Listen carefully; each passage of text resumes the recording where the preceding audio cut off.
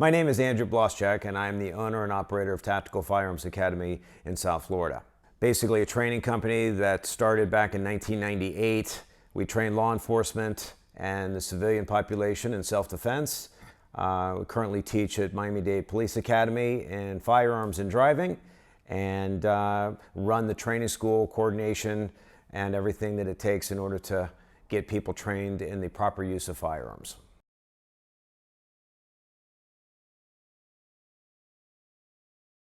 Well, back in 2016, I was contacted by a law firm regarding firearms training simply because of an incident that had happened in a South Florida zoo.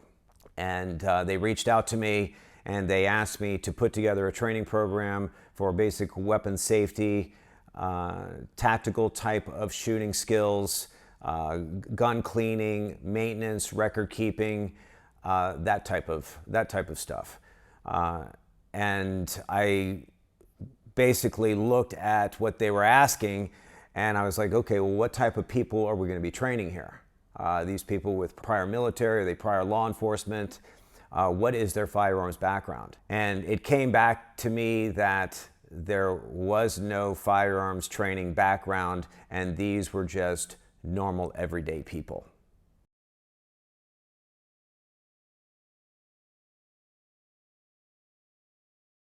The most challenging part of training the zoo team is getting all of the people together. One, the inexperience of the people that are actually utilizing the weapons platform, but then what most people don't realize is that just because you're mentioning a firearms team, that's all the people that you're going to be training.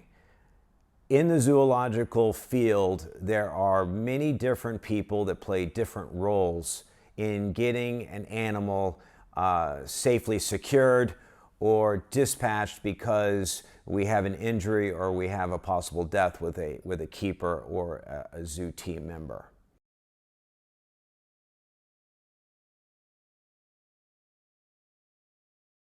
The most rewarding part to training the zoo teams, I would say, is as any trainer would be, is taking somebody that has absolutely no knowledge whatsoever and bringing them up to a better than average standard so that they can accomplish something that they never thought that they would be able to accomplish before.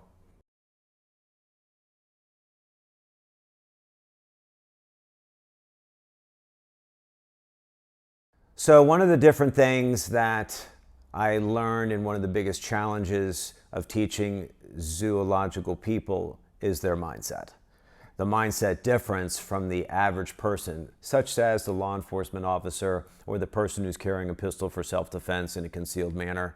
Their whole life exists around nurturing and taking care of an animal.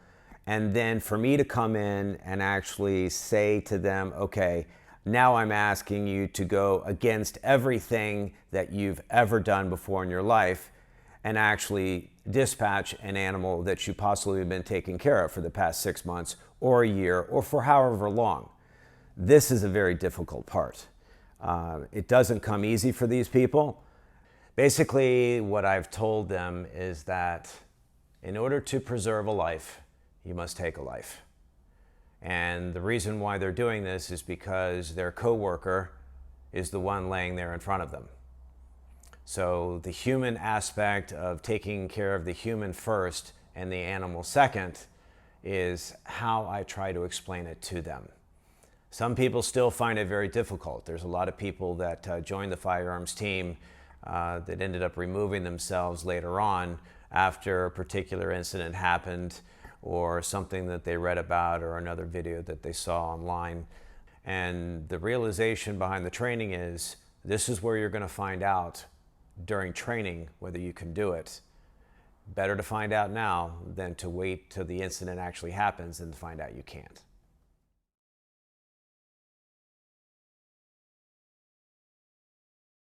The biggest things that I've learned since starting the program is that how ill-prepared zoological societies really are.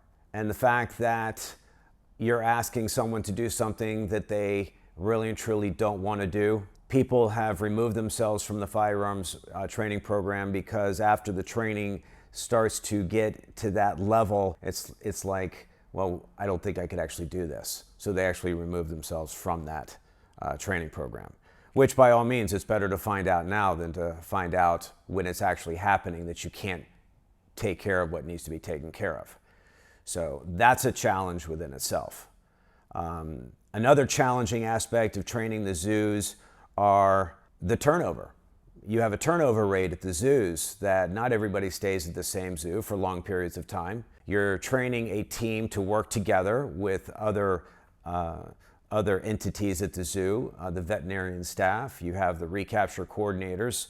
So you have all of these people that are working together, but then people leave. They go to another zoo. They take a different walk of life. So then we need to bring other people in and get them up to speed as quickly as we possibly can. That is a very challenging requirement that you're asking the trainer to do. Get people up to speed quickly.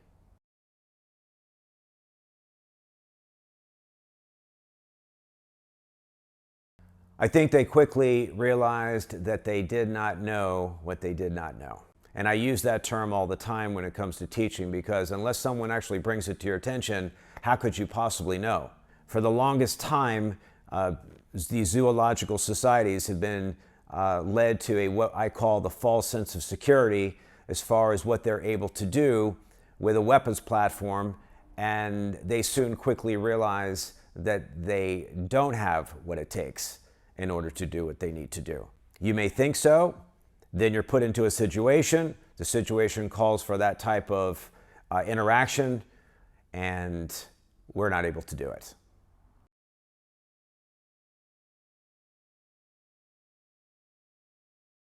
Well, the Remington 870 is probably one of the most versatile weapon platforms that's on the market today.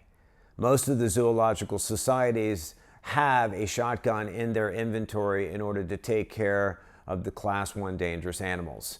And what I found is that because it was so versatile, that I would be able to utilize a weapons platform that they already had. That being said, the weapons platform that they had was a very simplified version, and we soon found that the version that they had needed to be upgraded to a more specialized version, such as optics and additional ammunition capacity and shorter barrels, things of that nature.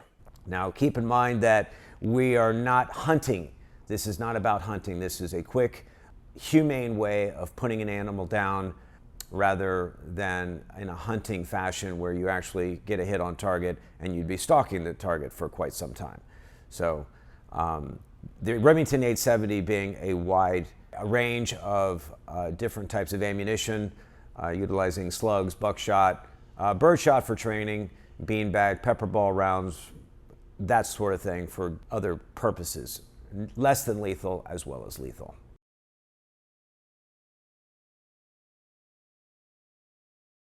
The shotgun, the platform is up close and personal, and long-range type of containment issues. It has the ability to deliver an up-close and personal round, such as the buckshot, and it has the ability to deliver the long-range containment round, which is the 12-gauge slug. So both of those rounds can penetrate the muscle and penetrate the bone area to where it effectively and humanely dispatches the animal as quickly as possible. Take your approach. And it has also the ability to deliver less than lethal type of munitions.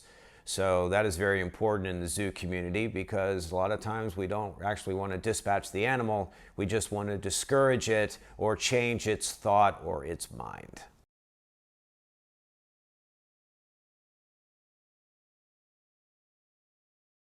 Well, when it comes down to law enforcement are primarily trained to shoot at center mass. It's not until you get into the specialty law enforcement teams and the upper echelon of the military do you really start to learn how to properly dispatch.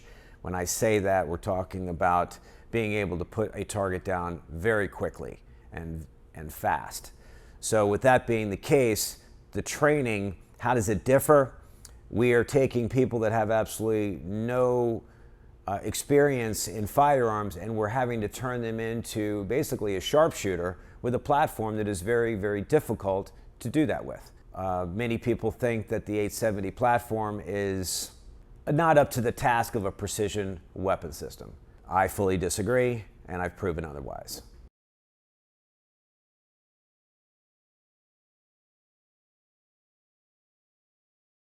Well, basically, they would just reach out to us. They could contact us via the website at the info@tacticalacademy.us.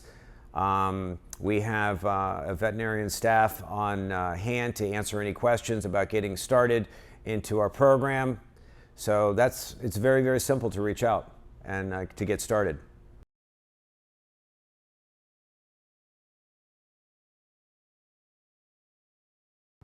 Yes, and we currently travel to other zoos in other parts of the state, and we've actually gone outside the state of Florida to start that zoo with their training program. The biggest thing is getting the zoo plugged into a system that's already worked with several zoological societies and is a proven system to work. So getting them plugged in, getting them to start to train, and then going further and expanding their knowledge on their platforms.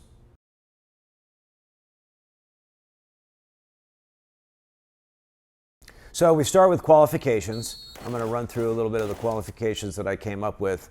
The qualification must be passed with 80% or better, and 2 back-to-back qualifications must be achieved. So 80% or better back-to-back. After the qualification, we get involved with the scenario-based training.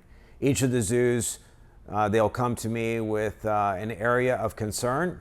I will put together skills or a set of drills that I believe that would help them in bettering their situations at their particular facility.